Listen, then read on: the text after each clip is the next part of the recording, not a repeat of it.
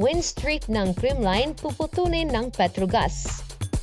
Gemma Galanza muling mag-aapoy sa laro.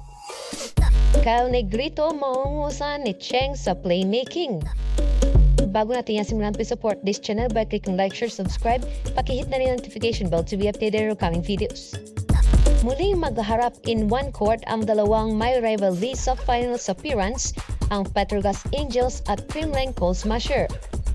Muling magpapakita ng gilas ang bawat team para pilitin na may panalo ang kani-kanilang mga laban. Magiging pusok pa nga ang Angels dahil sa kanilang pagkatalo na maglalagay sa kanila sa alanganin. Sa ngayon kasi ay napakaraming contender ang Final Four na hinahangad ng mga teams. Isama mo na dyan ang Cherry Tigo, Titans, PLDT at ang mga humahabol pa na Signal, Akari at F2 na siguradong hindi magpapahuli sa bakbakan. Magiging mahirap nga para sa Petrogas na makuha pa ng talo sa ngayon dahil maaaring mapalitan ang pwesto nitong nasa pangatlo kung mapatawag sila ng CCS. Dahil nga sa pagkatalo nila sa Cherry Tigo last Saturday ay binigyan sila nito ng kabasa dibdib at pwede pa nga sila mapatalsik sa Final Four spots.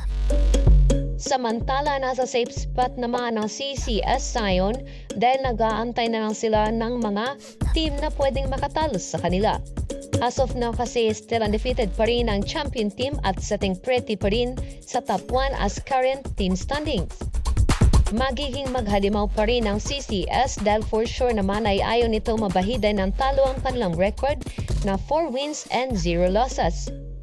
Expected nga natin dito sa first 6 nila ay si Gemma Galanza at Tots Carlos para sa open hitter position, Kyle Negrito as starting setter, Mitch Gumabaw as opposite hitter, middle Satosan at Pangs Panaga. Samantalang sa Petrogas naman ay sina Sultones at Sabete as open hitter, middles Palma and Musa, opposite Maizo Puntilla at setter Junel Cheng. Kakayanin ngang maungusan ni Cheng ang setter na si Kyle Negrito dahil kaya nitong paikutin ng bola. While si Negrito naman ay maaaring mabasa mga sets nito dahil usually binibigyan ay ang kanyang mga wing spiker. Nakadepende na lang siguro sa spiker ng CCS kung paano palusutin ang kanilang bola dahil nasa top 5 best blocking team nga itong Petrogas. At pasok na rin to sa best digging team. Kaya't masusubukan niya dito ang CCS kung paano lang magagawa ng solusyon na mahanapan ng butas ang Angels na nagawa ng Cherry Tigo sa kanila.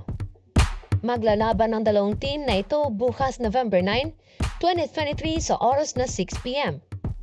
So there you have it. Don't forget to like, share, subscribe and hit the notification bell to be updated on upcoming videos.